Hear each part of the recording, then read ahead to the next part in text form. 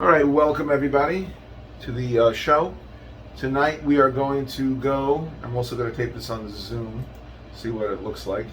All right, so tonight we're going to discuss elements of product planning for goods and services. The product itself, one of the 4Ps, obviously it's very important. Can't underscore it enough. The product is what's really going to sell, because if you have a great product, great service, you have what to market. You have a poor product, poor service, you're going to have a much harder time convincing people to use it. So we start out here with our objectives. Tonight we're going to try to understand what product really means, cite the key differences between goods and services, understand what branding is and how to use it in strategy planning, and understand the importance of packaging in strategy planning. Packaging is so important. Packaging quite often can be something iconic. And understand the role of warranties in strategy planning. Especially if you go on Amazon, you will notice that Amazon, after you buy, let's say, like something that's electronic, you'll have this automatic pop-up. You want to, warranty it for 2 years, for 3 years. So it's a whole business in and of itself. People will buy laptops, for example. It's very important. I feel it's important that they buy some sort of anti-breakage policy, unless it's a cheap $200, $300 laptop that doesn't really require it. If you're buying something substantial, you're buying a MacBook or something, you should really buy a warranty. And warranties are a business in and of themselves. We have that with cell phones. It's actually built into many cell phone plans. Protection on products, on the actual phone itself. Also, we have to know the differences among various consumer and business product classes. Understand how product classes can help a marketing manager plan marketing strategies. Understand important new terms. All right, so let's start here. Chapter 8 is going to talk about the element of the product and planning for goods and services. Chapter 9, we'll talk about product management and new product development. So tonight we're going to focus on the product idea, the branding, the packaging, the warranty, and of course the different product classes. So the product idea encompasses many attributes of physical good or service, its features, its benefits, its quality level, as well as its accessories, and accessories are huge, installation requirements and instructions. Any product must also be positioned relative to other offerings of the organization and its product line. So you have to think about where you want to put it into your product portfolio. Branding is a key product strategy area. Marketers need to decide what types of brands they wish to produce. The package is more than just a means of protecting the product, and help to promote the product or enhance its use. Marketers must decide if they want to offer product warranties, and if they do, how extensive the warranties will be. One of the key sale points in Hyundai, and I think they did this because they realized in the beginning that they really needed to get into the car market, and they had to build confidence. So they had what I thought was probably the first 10-year warranty on powertrain, which is basically your engine and your transmission. And that kind of marketing, I think, really helped them, because they showed people how serious they were about quality. They're not joking around. They really mean it. They really want this to be broadcasted out there, so everybody knows that they really have confidence in their product. Okay, and also the type of consumer, the product class that will be used to determine if a product is consumer or a business product. We move on. Any questions thus far? All right. So from a marketing perspective, quality means a product's ability to satisfy customers' needs or requirements. So the key issues are quality may be absolute or relative, but in all cases, the customer expectations for quality in a given product form the basis for determining how to achieve customer satisfaction. Sometimes a customer is not really interested in high quality. For example, they're going into a Staples and they're buying Staples. They may not require swing line brand name Staples. For them, it's enough to get the off-brand Staples version of Staples. They don't really care if they get a Staples pencil or the fancy schmancy Ticonderoga branded pencil. To them, it doesn't make a difference. And as such, they're just going to buy whatever they care for, whatever they can get for the cheapest price. Other times, it's all about the quality, and therefore the money doesn't make as much of a difference. For example, when Volkswagen introduced the environmentally friendly Blue Motion technology cars, the idea that it could be fun to do the right thing was showcased. The idea is then tied to Volkswagen's green technology and eco-friendly cars. So they take this, the sentiment of being eco-friendly, leaving the smallest footprint, and then they, of course, need to expand on that and tie it in and integrate it into their marketing. Okay. Now, there are many different product arrangements within organizations depending on the product offered in the diverse, how diverse they are. Examples of possible blends of physical goods and services in a product. A product can be a physical good or an intangible service, or it could be a blend of both. Key issues. This diagram shows how one can position products in terms of their physical good emphasis or their service emphasis. Some products, such as canned soup, for example, steel pipe, and paper towels, have an emphasis that is almost completely physical, because that's what it is. Your toilet paper, your roll of hand towels, it's a physical product. Other products, for example, other products have a significant service component, such as restaurant meal, a cellular phone, or automobile tune-up. Still, other products have an emphasis primarily on the service component, such as satellite TV, or satellite radio rather, a hairstylist, or postal service. We move on. When a competitor focuses only on physical goods, a firm may differentiate its offerings by adding a service valued by the target market. Key issues, for example, IKEA furniture usually needs to be assembled after a buyer gets it home. So it's quite a pain in the neck. So to make customers aware of its assembly service, those who request delivery service were sent a puzzle. A cute little puzzle over here you can see on slide number 9. When the puzzle was put together, they could see that the item was put together the wrong way. This provides a reminder the customer could still request an IKEA assembly professional. I could tell you the one time that I bought something from IKEA, and I can tell you it's not the greatest quality, it's not terrible. You need somebody to put it together. I bought this closet for my daughter when she was, she just came back from Israel. She needed to have her own room downstairs in the basement, yada yada. We bought this piece of furniture. It came in like 20,000 pieces. There was no way in the world somebody like me with 2 left hands would be able to actually put it together. And I'm so happy I spent the $100 or $150 to have somebody do it.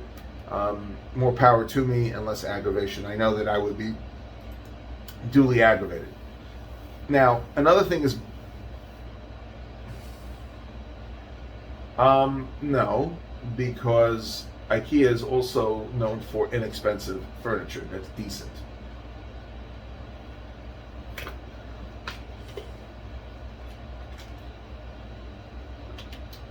I don't think so, because it's still decent quality, and I think it's still cheaper overall than if you went to some high-end furniture store, and I like the way they have their store set up. They have a lot of interesting displays. They have a lot of cool things that mix and match. I like IKEA. I think it's a cool store. So, branding. Let's talk about branding. What is branding? We're on slide 10. Branding means the use of a name, term, symbol, or design to identify a product. Some companies use a combination of some or all of these when branding. So if you look at Exhibit 8.3, the exhibit shows many familiar brands. You have Hertz, you have Intel, Dole, Puma, ESPN, Twitter. When you see these things, they kind of go off in your face. You know what it is, like Dunkin' Donuts.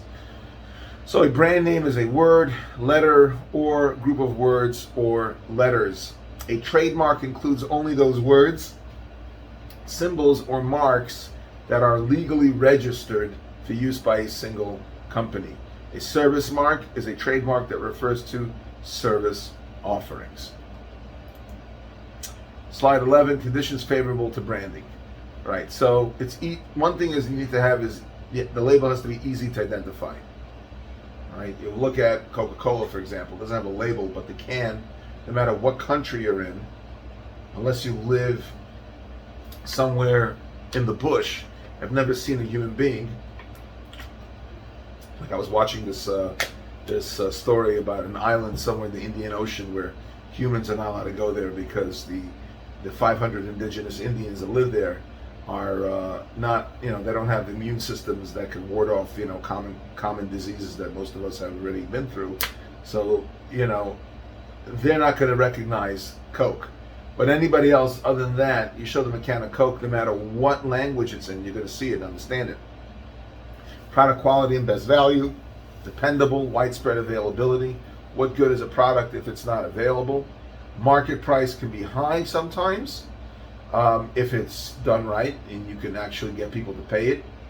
Economies of scale are factored in as well to bring the product unit price down, and favorable shelf or display space, which is what everybody wants.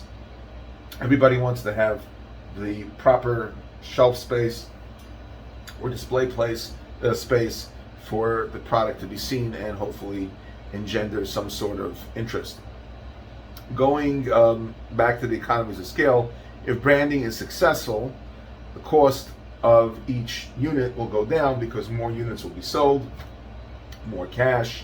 You could buy inputs, raw materials at lower prices, and of course, it's a chain reaction. Move on to the next slide. Any questions, gentlemen? Okay. Achieving brand familiarity is not easy. Brand familiarity means how well customers recognize and accept a company's brand. So there are 5 levels of brand familiarity are useful for strategy planning. Here we have brand rejection. Basically means that the potential customer won't buy a brand unless its image is changed. Brand non-recognition means that final consumers don't recognize a brand at all, even though middlemen may use it for identification, inventory control. Brand recognition means the customer remembers the brand, and then there's preference, and then after preference, there is insistence. So obviously you want to stay away from the rejection and figure out a way to get it unrejected. Then once it's not rejected, then you have to get out of that zone of non-recognition. So that's where your heavy-duty marketing is going in, and as a foot soldier, trying to get people to recognize it, to prefer it, and then if you don't have it, I'm walking out. There are those people that love their Coke or love their Pepsi so much, they go into the store and they don't have it, they won't take anything else, they'll walk out. I mean, I don't know any people like that. Are any of you like that? So into your Coke or your Pepsi or anything like that, that if you don't have it, you walk out? Anybody? You're into your water like that? Like what's your, let me guess, you're not drinking tap water, huh? What do you got in there? Voss?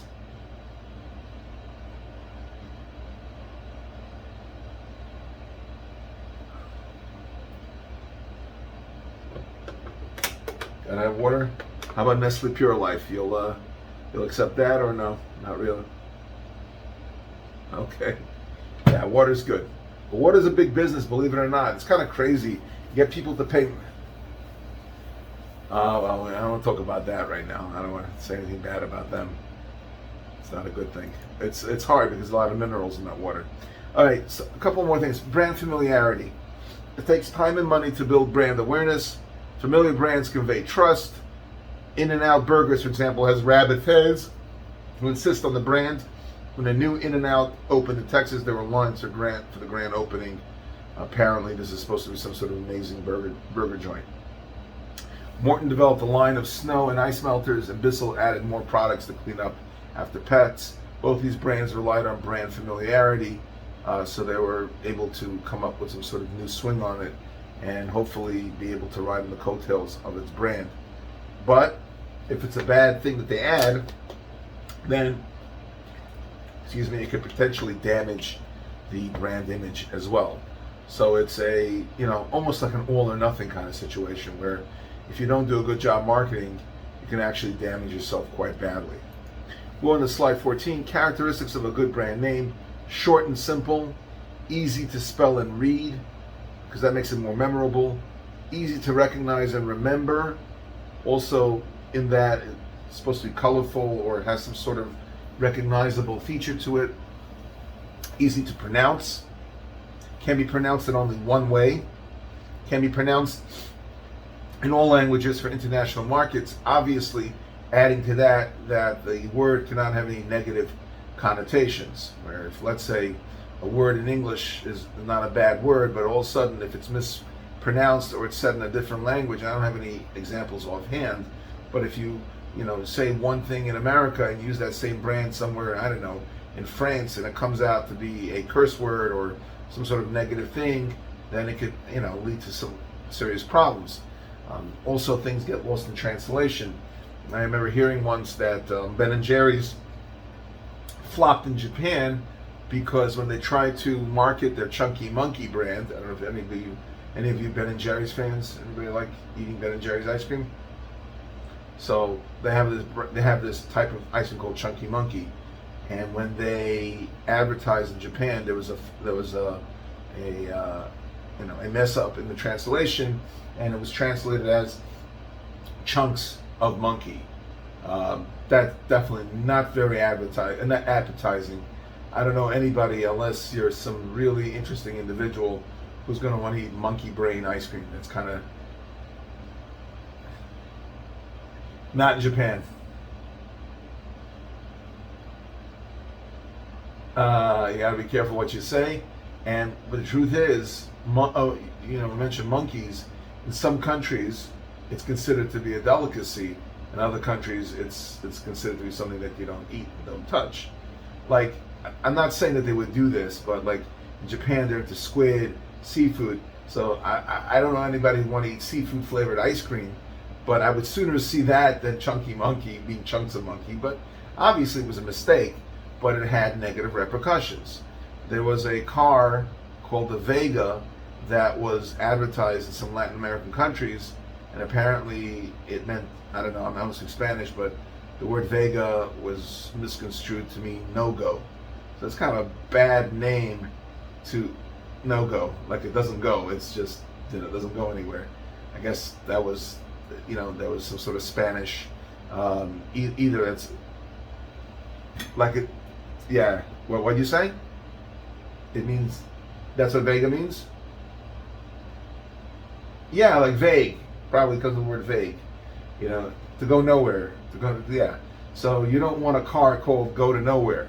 And even symbols, symbols can mean one thing in one place and one thing in another place. So you gotta be careful.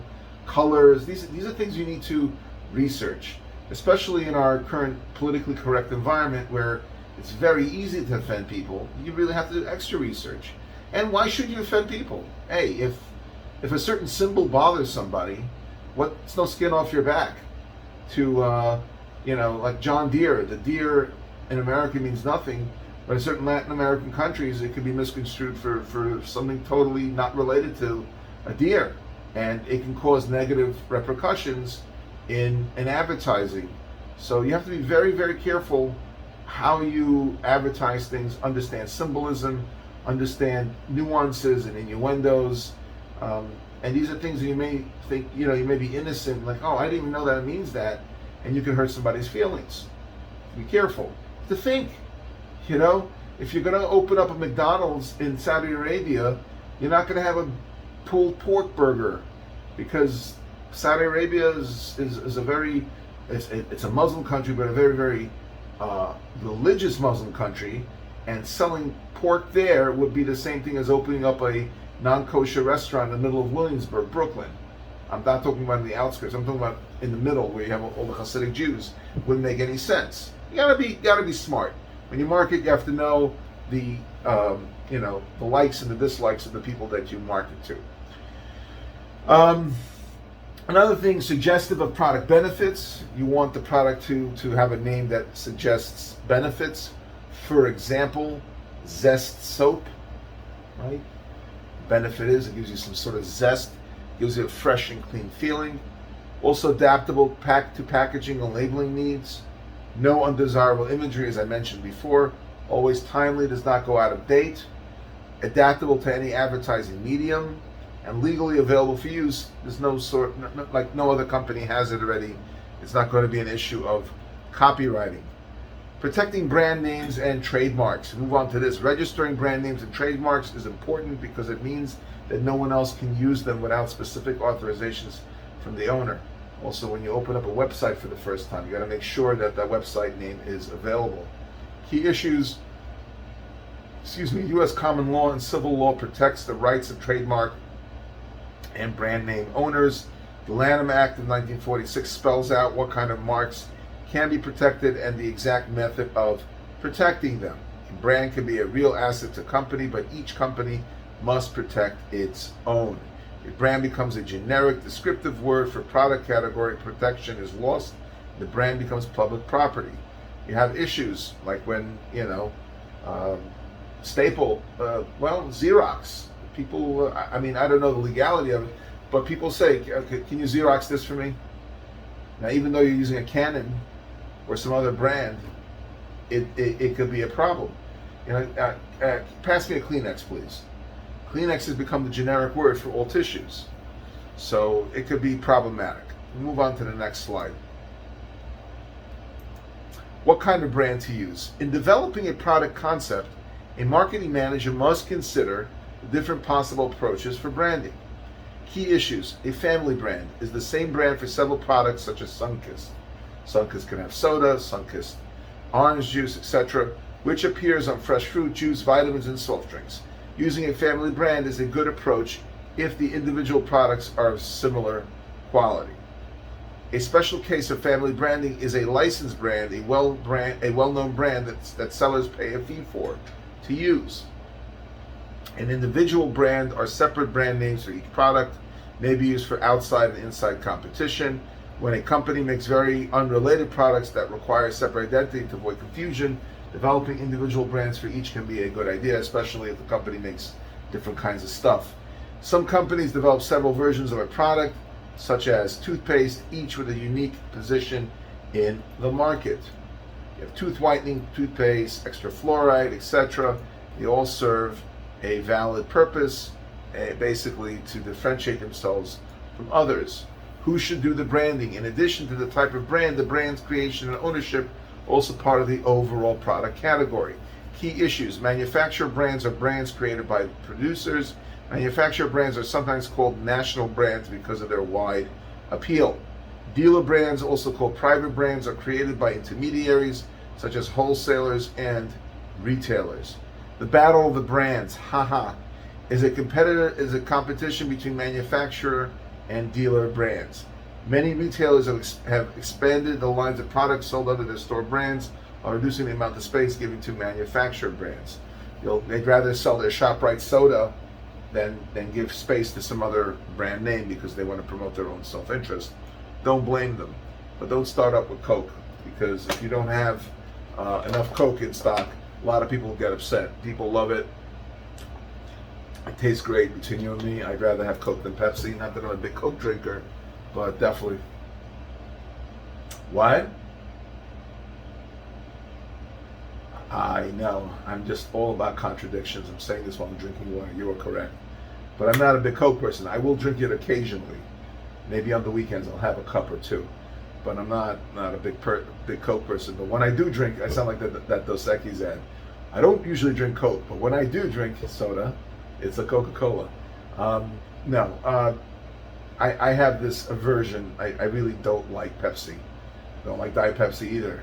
I'll drink it if I have to, but it's different. I associate Pepsi with like lower level taste. I'm sorry. I hope I won't get sued for saying that. No, but I saw no. Maybe we'll do that afterwards. We'll look at some interesting Coke commercials. That's not a bad idea. All right, so let's talk about packaging promotes, protects, and enhances. Packaging involves promoting, protecting, and enhancing the product. Good packaging makes the products easier to identify and promote the brand. Back in the day, I don't know if they still do it, Fossil watches came in these huge canisters. They look like these massive, they look like a thermos almost. Has anybody ever seen Fossil watches lately? Are they still coming in these huge canisters, or the what? Invicta, yeah, but I think Invicta is a more expensive brand, no?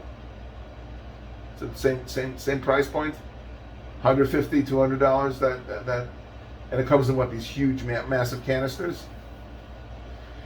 You know who else does it? The I don't want to. I'm not promoting drinking or the use of booze. Far be it from me. But if you do drink booze, I'm kidding. Um, it's a known thing that a lot of these alcohol companies are very into packaging, memorable packaging. For example, Makers, right? Makers, I believe, is a bourbon. Correct me if I'm wrong.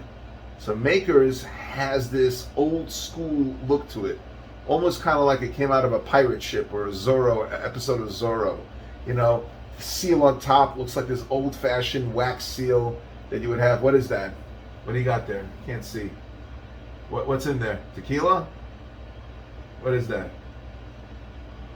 Can't hear it. See, you got to take me off. Take me off mute. What is that? Tequila? Oh, wow. I hear. Is that white? Is that a dark tequila or white tequila? Oh, it's dark. That scares me, man. Ah, that's frightening. How much did that set you back?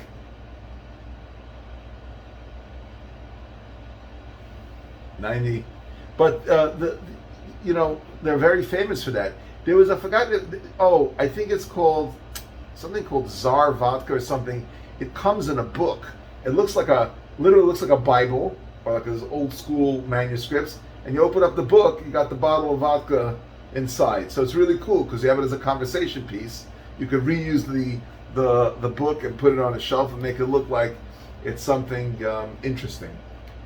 Another company, Johnny Walker, is big into their looks, their iconic packaging. Also, for example, Johnny Walker Blue. When you go to duty free, it looks like it comes in like, I don't know if you ever seen Lenin's tomb or Stalin's tomb. It looks like a muzzle. It looks like a person is in a sarcophagus. It looks like a fancy looking coffin, like velvety inside. It's like they're laying it to rest.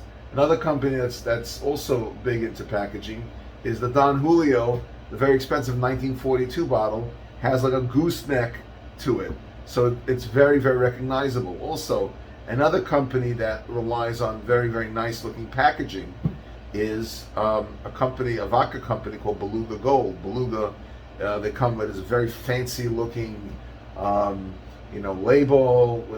It's just beautiful the way it looks, and it's eye catchy. Also, another example in the alcohol field, Patron. Patron comes in a very, very cool looking bottle. Some of the upper class versions of Patron come in this, literally it looks like a charity box almost, in this beautiful multicolored psychedelic looking tin.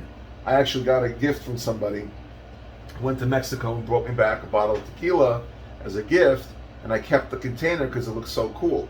Don Julio also, some of the Don Julios come with this really ornate looking bowl that you could put the tequila on top of. I don't know. See, have you ever seen Don Julio? They come with that cool looking bowl, that dish.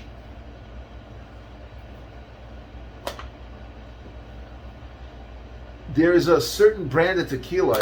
The bottle is worth money. It's gorgeous. It looks like this ceramic piece. It's blue and white. It's absolutely stunning. I saw it in a restaurant once. You know what I'm talking about?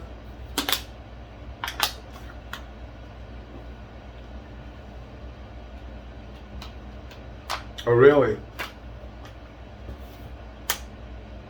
Yeah, I mean, if you're gonna charge a lot of money for something, you're gonna have to make it look nice. I mean, also another example of beautiful bottling and labeling, Belvedere vodka. It's a beautiful looking bottle. It looks really, really cool. Grey Goose is iconic. The way it looks. Even Stoli. I mean, you could recognize Stoli from a mile away. You see it. Famous Hennessy, you see these ads all over the place. Very recognizable. You know exactly what's on. Jack Daniels is iconic. Everybody knows what a bottle of Jack Daniels looks like. It's because the packaging sends a message. So, number one, the packaging. What? Yeah. What, you're talking about? What, the vodka?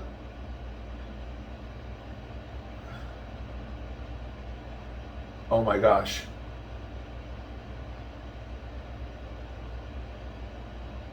Oh yeah. What is that? I can't see. Oh yeah, that's exact. Yeah, what brand? Yeah, that's what I'm talking about. Exactly.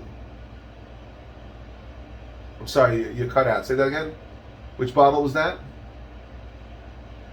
Reposado. Reposado. Yeah, that's like, I think that means smooth in Spanish, right? Simcha, does it mean smooth? What does reposado mean? All right. So how do you pronounce it, and what do you think it means? I don't know. So what do you think it means? Simcha. Reposado. I don't know. Somebody told me it's some sort of like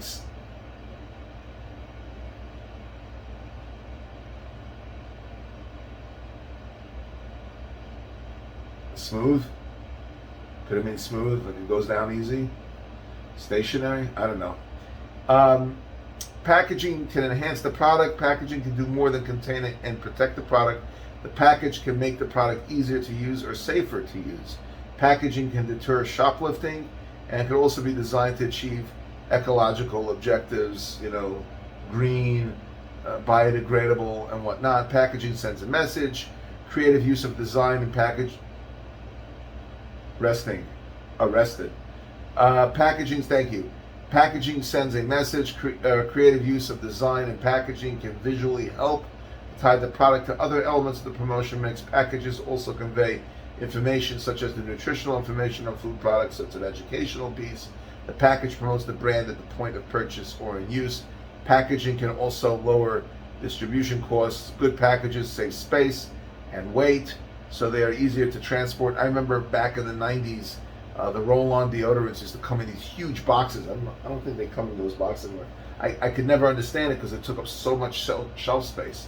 There was so much paper, like you had to kill a forest for each container, and it just didn't make any sense. It was bad enough that it came in a plastic, non-biodegradable container. I guess you have no choice. And on top of that, you put a massive, thick cardboard container. It's too much. So again, packaging can lower distribution costs. Good packaging saves space and weight, so they are easier to transport, handle, and display. And helping distributors and end sale retailers, good packages are more welcome by these intermediaries. Greener packaging creates value for buyers and sellers. Growing numbers of consumers are interested in making greener choices. The Green New Deal, being ecologically friendly, and I'm all for it. I mean, the environment is super important. We need our ozone layer. We gotta stop the melting of the ice caps. God forbid if the ice caps melted, the levels of Miami would be under like 16 feet of water. So we don't want to hurt the environment. We need the environment. Most sustainable packaging initiatives lower costs for producers too. So things are recycled. And believe it or not, many years ago, I helped write a grant, and one of the requirements from the grantor was that it must be printed on recycled paper, otherwise it will not be accepted. I remember that, and we were going crazy looking for that particular type. It was very specific what kind of paper to use, and the person who asked me to write the grant was like going crazy looking for it. So we found it somewhere in some Staples. It was very expensive, but when you got to do something, you got to do something. You got to do it. You got to do what they ask you to do. Socially responsible packaging. In determining what is socially responsible packaging, marketers are helped by the clarity of legal regulations. However, other issues require them to make ethical judgments. Packaging can hurt the environment. Ecological concerns are becoming more prominent in packaging decisions. Use of plastics. I have no problem using plastics. Just make sure it's from recycled plastic, because plastic is not biodegradable. I don't know how many millions of years it takes for plastic to degrade. It would be really cool if we could make plastic, inject it with some sort of agent that's not poisonous, obviously, and that will cause it to degrade. That would be something interesting to develop. I guess if we develop such a product, or we would make a lot of money doing that. Producers have been criticized for developing packages that harm the environment. For example, the plastic rings that hold 6-pack of beer or soda together, and many times you'll see like sea life, marine life getting caught up in it, and we'll show some sort of video of this poor little seabird that got its turtles getting killed and fish getting caught. I mean, it's heartbreaking. I've ever seen those pictures of oil spills, and you see all the sea life and marine life, and and the bird's all full of oil, and then they come and rescue them, they wash it off. It's heartbreaking. I mean, these are God's creatures, and to see them suffering like that is absolutely painful to me. Others contend that manufacturers do not disclose all the possible harmful effects of their products. The Federal Fair Packaging and Labeling Act of 1966 requires that the consumer goods be clearly labeled in easy to understand terms to give consumers more information. But you still have these kind of weird kind of, I pass over time when I look to see the ingredients of deodorants and all kinds of products. They have all these crazy, ethyl, glycol, all this crazy stuff. They have no idea what it means to sit there and open up a chemistry book to figure it out what it means. To this day, I don't know what yellow number 5 is. I don't know what yellow number 1, 2, or 3, and 4 is, but you see all these weird ingredients. Even though we have these packaging laws, ethical issues remain. Some companies have been accused of designing packages that conceal downsized products. Well, at least Coca-Cola tells you they're going to charge you for the 1.5 as if they're charging for 2 liters. Dealer brands products are often packaged to look very similar to manufacturer brands. That is done on purpose to make you think that you're buying a real brand, but it's really Sam's Club or something like that. All right, we'll move on to the next slide. Warranty policies are a part of strategy planning. A warranty puts the seller's promises about a product in writing, so they're putting themselves out there. A marketing manager should decide whether to offer a warranty, and if so, what the warranty will cover and what it will not cover, and how it will become communicated to the target customers. I know I had this problem back in the day before I leased. There was a point in time where I just said, no, I can't lease a car, I have to buy the car, and it's a used car that I bought. Always hated it because I always had problems with these used cars, especially with minivans back in the 90s. I had a lot of problems with the minivans that I bought. I don't want to say which brand I bought. I don't get sued by the company. Well, that's all I need on my salary as a college professor, which is not that high to begin with. So I don't want to get in trouble with any of the car manufacturers. But I remember buying these extended warranties, and it was a real, Sion will like this because he worked in collision and all that. The warranties that people buy for their used cars, it's a scam, because they're like any insurance company. They're not there to pay their claims. I remember I had a claim on a minivan, and the problem was that the window wouldn't open anymore. Like the electrical, there was something called a solenoid. I don't know things. A solenoid is apparently some sort of wiring, some sort of mechanism that helps open and close the window. And he said, no, that's not covered. I said, I don't know. It doesn't seem that way from your warranty.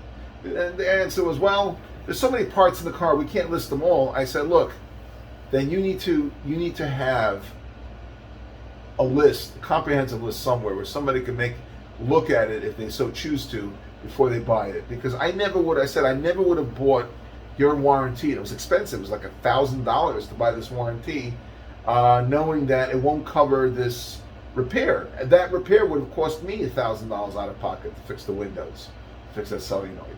But again, yes.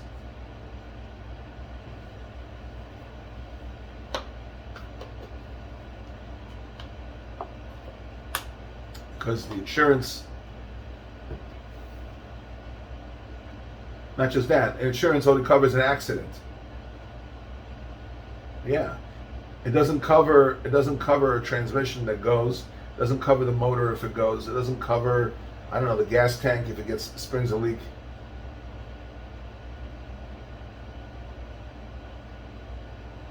Yeah, or they make it look much worse. Or, for example, when they bring it in, and this happens a lot at the end of a lease, where they're not going to fix each ding. They'll bring it in afterwards. They'll make one massive claim that it was hit on the side, and you'll show it to the guy like, "Nah, they'll never believe it. Here, let me make it look like it really got hit on the side." And they smash it up really badly on the side, and they get rid of any rust that's over there, so it doesn't look like it was there for 2 years. You're right. It is shady. There's a lot of shady stuff that goes on.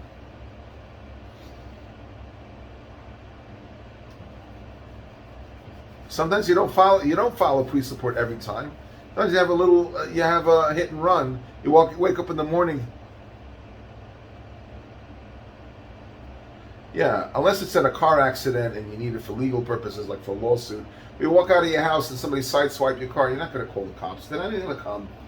They're not interested in that kind of stuff. Anyway, so key issues: the Magnuson-Moss Act of 1975 says that producers must provide a clearly written warranty if they choose to offer any warranty.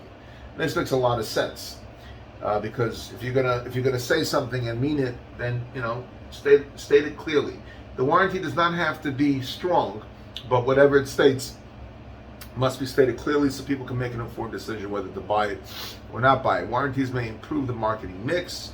The warranty says that the company stands behind its product. As I mentioned earlier in the presentation, Hyundai's 10-year or 100,000 mile powertrain warranty definitely makes a statement that they're behind their product. And I'll tell you, it makes a lot of sense because when Hyundai started back in the 80s in America, the car quality was nowhere near what it is today. I remember getting picked up. I don't know, I was in camp and I wasn't feeling well. My father came to take me home. I had bronchitis or whatever.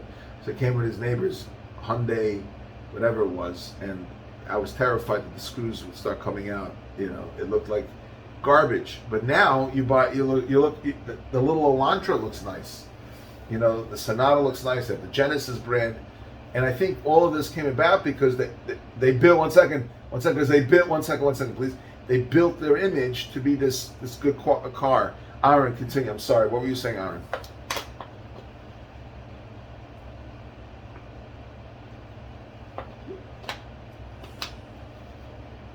Right.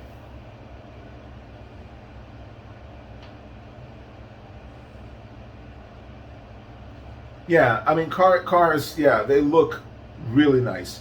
The problem is that the quality of the metal that they use is poor. I know because an acorn falls in my car, I got a dent. Back in the day when I had a Caprice Classic, I could take it to Afghanistan and wage war against the Taliban. An RPG wouldn't do much to it. I know this to be a fact because I remember my dad was driving me to school in his 1990 Caprice Classic, and we hit a BMW, and that BMW it was totaled. We destroyed it. And the dent that we had in our car was nothing. It was like the size of a small tangerine. And we destroyed. I remember seeing the BMW. I'm just shocked that the person survived it. It was an icy day, and we both slid, and the BMW had no chance. Caprice Classic, 1990 Caprice Classic, 1990 BMW, no contest. Gone. Finished. Destroyed. Yeah.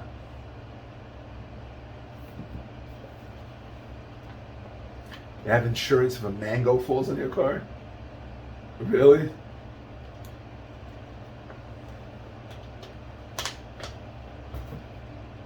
Destroy your car.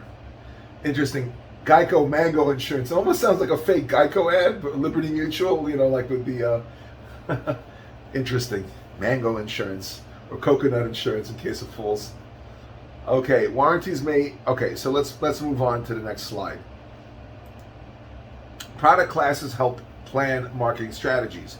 Developing product strategies is simplified somewhat because some product classes require similar marketing mixes. Understanding the product classes is a useful strategic starting point. So their consumer products are products meant for the final consumer. Business products are products meant for use in producing other products, especially in the business-to-business realm. Some products might be in both groups. Slide 27. I don't like the way it looks. This slide looks always very, very, looks a little bit confusing. So convenience products are purchased quickly with little effort. They may be inexpensive, bought often, requires little service or selling, and it's kind of bought habitually. Staples are bought often routinely without much thought, like breakfast cereal, canned soup, and other packaged foods used every day is used almost in every household. Impulse products are bought quickly, unplanned purchases because of strongly felt need. They may be strongly affected by immediate situation, and of course they're placed in strategic places, right by the checkout counter, where you have a line, and of course you need to have that eyeglass repair kit, even though you don't wear eyeglasses, but you need to have one. And all those interesting Star, National Enquirer, candy bars. You ever wonder why are there so? Go into CVS. They have a whole section of candy bars. Think about this for a second. A whole section of junk food. Why do they need candy bars in the front? Well, you tell me. Why?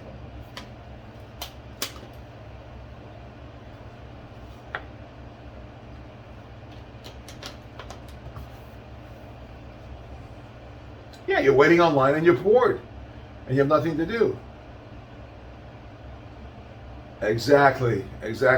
You can walk into a bodega that's 2x2. The eggs and milk are in the back because they want you to pass the front where you have Lotto, you have all the other stuff that are impulse. So you get sucked into that, and then of course you do what you got to do. Okay, shopping product. Where are we? All right, emergency products are purchased immediately when the need is great. Customers don't shop around for these products or ask how much they cost. If there's an impending hurricane, people are not going to start pricing out plywood. They're just going to be happy to get it, and they get it, and they do what they got to do with it. Shopping products are products that are compared with competing products. Homogeneous shopping products are ones that the customer sees as basically the same and wants at the lowest price. When you walk into Staples, you don't care about pencils, you just want the cheapest pencils you can get. Heterogeneous shopping products are seen as different in quality and or suitability. Quality, features, and style of products matter more than their price. Specialty products are ones that the consumer really wants because there are no acceptable substitutes. They are characterized with the consumer's willingness to search and pay top dollar if necessary. Unsought products need promotion. Customers don't want them yet or don't know about them. They don't know how they can buy them. New unsought products represent the ideas potential customers don't know about yet, which obviously requires heavy-duty marketing. And regularly unsought products are ones that don't motivate customers to seek them out, even though they may need them.